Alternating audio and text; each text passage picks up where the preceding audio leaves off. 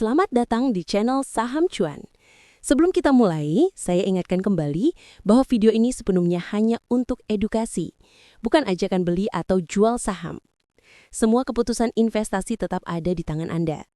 Saya harap video ini bisa memperkaya wawasan teman-teman tentang fundamental perusahaan, khususnya PT Satnusa Persada Tbk, atau dengan kode sahamnya PTSN.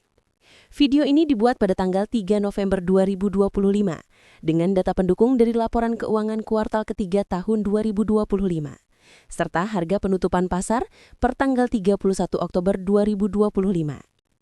Mohon tetap teliti dengan angka-angka yang ditampilkan, karena bisa saja ada sedikit kekeliruan dalam pengambilan data. Dan video ini juga dibuat atas permintaan dari @Ahmad Mulyadi 6268. Profil perusahaan. PT Satnusa Persada Tbk berdiri pada tahun 1990 sebagai perusahaan penyedia jasa manufaktur elektronik atau Electronic Manufacturing Services, sering disebut EMS. Sejak awal berdiri, perusahaan ini terus memperluas jangkauan dan kualitas layanannya. Awalnya hanya menyediakan perakitan elektronik sederhana, namun kini PTSN telah berkembang menjadi penyedia layanan yang terintegrasi, mulai dari desain produksi, assembly, hingga testing dan quality control. PTSN melayani berbagai sektor industri, otomotif, komunikasi, transportasi, peralatan rumah tangga, hingga industri umum lainnya. Dengan pengalaman lebih dari 3 dekade, Satnusa Persada menjadi salah satu pemain utama di Batam, pusat industri elektronik nasional yang juga berorientasi ekspor. Perusahaan memiliki satu anak usaha utama, yaitu PT SM Engineering, yang bergerak di bidang metal stamping atau pengepresan logam. Perusahaan ini berdiri sejak tahun 2002, berlokasi di Batam dengan total aset sekitar 5,6 juta dolar AS dan dimiliki 99,96% oleh Satnusa Persada. Dari sisi kepemilikan, mayoritas saham dipegang oleh Abindin Fund, sebanyak 3,53 miliar lembar saham atau setara 66,47%. Kemudian ada pemegang saham asing seperti Inditech Technology Hong Kong Limited dan Asus Investment Co Limited, masing-masing sekitar 10%. Sisanya sekitar 13,5% dimiliki oleh masyarakat umum. Kepemimpinan perusahaan juga masih dipegang oleh pendiri, Bapak Abidin Fund sebagai Presiden Direktur yang juga bertanggung jawab atas arah strategis perusahaan. Sekilas kinerja dan laporan laba rugi. Sekarang mari kita masuk ke kinerja keuangannya. Sepanjang 12 bulan terakhir atau periode trailing 12 months, PTSN mencatat pendapatan sebesar 3,378 triliun rupiah. Dan yang lebih menarik, pertumbuhan pendapatan kuartalannya mencapai 112,76% secara tahunan, angka yang sangat besar untuk industri manufaktur elektronik. Artinya, dibanding kuartal yang sama tahun lalu, penjualan perusahaan lebih dari 2 kali lipat. Kenaikan ini kemungkinan besar didorong oleh penambahan kontrak baru dan peningkatan kapasitas produksi, sejalan dengan ekspansi fasilitas yang dilakukan selama 2 tahun terakhir. Dari sisi laba, perusahaan mencatat laba bersih 186 miliar rupiah dengan EPS 34,98 per lembar saham. Dengan kapasitas pasar saat ini sebesar 2,09 triliun rupiah, maka rasio price to earnings atau PER berada di kisaran 11,26 kali. Artinya, secara valuasi, saham PTSN masih tergolong murah hingga wajar dibandingkan dengan rata-rata industri manufaktur. Sementara itu, margin kotor perusahaan berada di 13,69%, margin operasional 7,58%, dan margin laba bersih 5,43%. Ini adalah margin yang sehat untuk kategori IMS, yang memang terkenal dengan margin tipis namun volume besar. Kinerja ini menunjukkan bahwa Satnusa Persada berhasil menjaga efisiensi biaya dan memanfaatkan skala produksinya dengan baik. Efektivitas manajemen dan profitabilitas.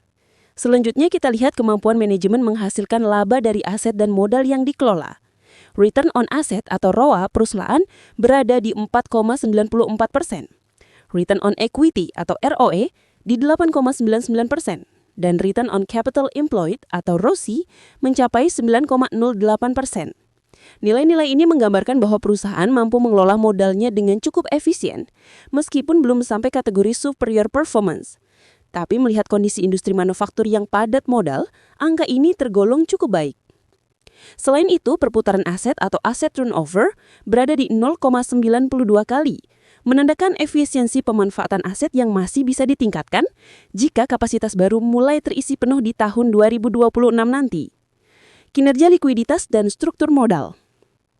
Dari sisi likuiditas, current ratio atau rasio lancar perusahaan adalah 1,24 kali dan quick ratio atau rasio cepatnya 0,70 kali.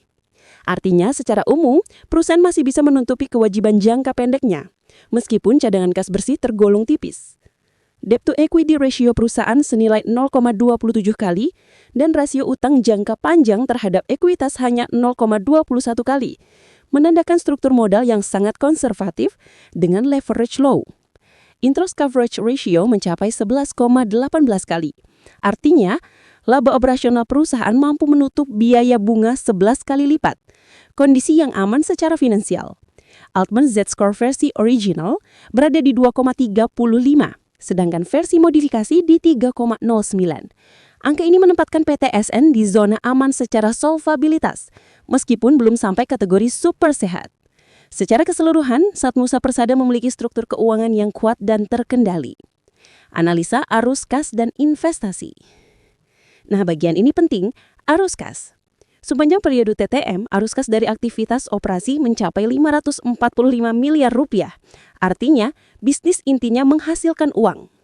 Namun arus kas dari investasi minus 822 miliar dan belanja kapital atau capital expenditure mencapai 936 miliar. Dengan kata lain, perusahaan sedang melakukan investasi besar-besaran, mungkin untuk memperluas kapasitas pabrik dan membeli mesin baru. Akibatnya, free cash flow atau cash bebas menjadi negatif, sekitar minus 390 miliar. Ini bukan pertanda buruk selama investasi tersebut memang menghasilkan peningkatan pendapatan dan efisiensi ke depan. Namun investor harus berhati-hati, karena jika ekspansi ini gagal menghasilkan return yang sepadan, maka perusahaan bisa menghadapi tekanan likuiditas di masa depan. Efisiensi operasional dan modal kerja. Sekarang kita lihat seberapa efisien PTSN dalam mengolah modal kerjanya. Rata-rata days sales outstanding atau waktu rata-rata untuk menagih piutang adalah 60,67 hari. Days inventory atau lama penyimpanan persediaan 54,71 hari. Dan days payable outstanding atau waktu pembayaran kepada permasok 87,07 hari. Jika kita gabungkan menghasilkan cash conversion cycle sekitar 28 hari. Ini artinya setelah perusahaan mengeluarkan uang untuk produksi, dibutuhkan waktu sekitar 1 bulan untuk mengubahnya kembali menjadi kas. Siklus kas yang positif ini cukup sehat, meski masih ada ruang untuk mempercepat penagihan piutang. Jika perusahaan bisa menekan DSO menjadi di bawah 50 hari, maka arus kas operasi akan semakin kuat. Valuasi saham dan rasio pasar. Sekarang kita bahas valuasinya. Dengan kapitalisasi pasar 2,09 triliun rupiah dan laba bersih 186 miliar rupiah, maka PRTTM-nya 11,26 kali. Sementara rasio price to book value atau PBV berada di 1,01 kali karena nilai buku per saham Rp389 dan harga saham saat ini sekitar Rp394. Rasio price to sales hanya 0,62 kali. Artinya investor hanya membayar Rp62 untuk setiap Rp100 penjualan perusahaan. Ini termasuk murah untuk kategori perusahaan dengan pertumbuhan revenue di atas 100% per tahun. Selain itu, EV to EBIT di 10,26 kali dan EV to EBITDA di 6,45 kali, menunjukkan valuasi yang relatif terjangkau bila dibandingkan perusahaan sejenis di kawasan Asia. Jika kita buat estimasi sederhana, dengan EPS 34,98 dan kita beri PE target konservatif 9 kali, maka nilai wajar saham berada di kisaran Rp315. Untuk PS 11 kali, sekitar Rp385. Dan untuk PE optimis 14 kali, harga wajar bisa mencapai Rp490. Artinya harga sekarang di kisaran Rp390 tergolong masih dalam batas wajar, dengan potensi kenaikan sekitar 20 hingga 25% jika pertumbuhan laba berlanjut. Dividen dan kebijakan pemegang saham. PTSN juga rutin membagikan dividen. Pada tahun 2025, perusahaan membagikan dividen sebesar Rp5,22 per saham dengan payout ratio 12,18% dan dividen yield 1,32%. Dividen ini tergolong kecil karena perusahaan memang sedang fokus pada ekspansi dan investasi. Kebijakan ini positif untuk jangka panjang, asalkan investasi yang dilakukan benar-benar memberikan return yang lebih tinggi daripada bunga bank. Risiko bisnis dan tantangan. Namun tentu saja ada beberapa risiko yang perlu dicermati.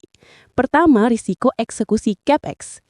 Jika ekspansi yang dilakukan gagal mencapai tingkat utilisasi yang diharapkan, maka return on investment bisa tertekan. Kedua, risiko arus kas negatif. Meskipun operasional menghasilkan uang, namun capex besar bisa membuat kebutuhan kas meningkat, terutama untuk modal kerja. Ketiga, risiko permintaan OEM. PTSN sangat bergantung pada pesanan dari klien besar. Jika permintaan global melemah, misalnya di sektor elektronik atau otomotif, maka pendapatan bisa tertekan. Keempat, risiko rantai pasok. Gangguan pasokan komponen elektronik global bisa menghambat produksi dan menurunkan margin.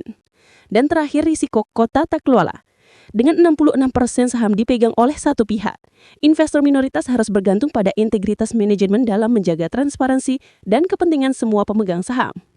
Peluang dan katalis positif. Di sisi lain, ada juga katalis positif yang bisa menjadi pendorong harga saham.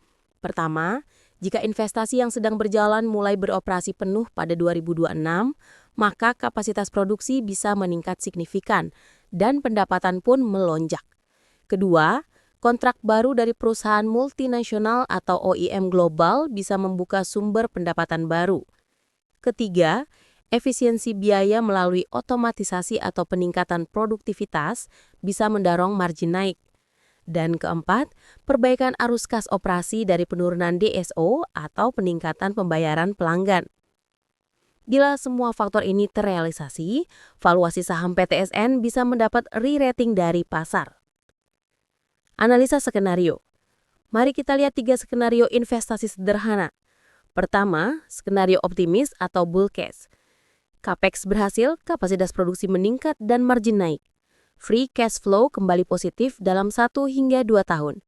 Valuasi pasar naik dan harga saham bisa menembus Rp450 hingga Rp500 per lembar. Kedua, skenario moderat atau base case. Pertumbuhan pendapatan tetap stabil, margin tidak banyak berubah, dan arus kas mulai membaik di 2026. Harga saham bergerak di rentang Rp350 hingga Rp420 per lembar. Ketiga, skenario pesimis atau bear case.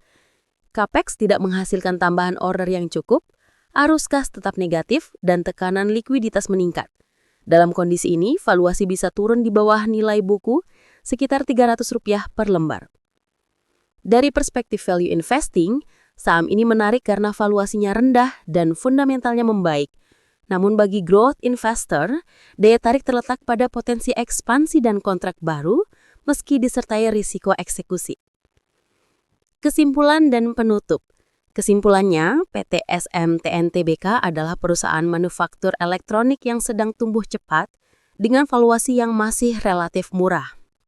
Perusahaan berhasil mencatat pertumbuhan pendapatan lebih dari 2 kali lipat dengan margin yang solid dan struktur keuangan konservatif. Namun arus kas negatif dan tingginya belanja modal menjadi 2 hal utama yang perlu dipantau. Bila investasi yang dilakukan mampu menghasilkan peningkatan kapasitas dan efisiensi, maka PTSN berpotensi menjadi salah satu perusahaan IMS Indonesia yang paling menarik di tahun-tahun mendatang. Untuk saat ini, saham ETSN bisa dikategorikan fairly valued dengan potensi pertumbuhan, cocok untuk investor jangka menengah hingga panjang yang berani menanggung resiko ekspansi.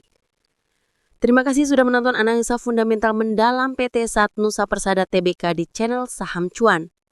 Semoga pembahasan ini membantu teman-teman memahami sisi fundamental perusahaan secara lebih utuh. Sekali lagi, ini bukan ajakan beli atau jual, semata-mata untuk tujuan edukasi. Silakan gunakan informasi ini sebagai bahan analisis tambahan dalam pengambilan keputusan investasi Anda. Jangan lupa like, subscribe, dan tuliskan di kolom komentar saham apa lagi yang ingin kita bahas berikutnya. Sampai jumpa di video berikutnya. Semoga investasi Anda selalu cuan dan penuh berkah.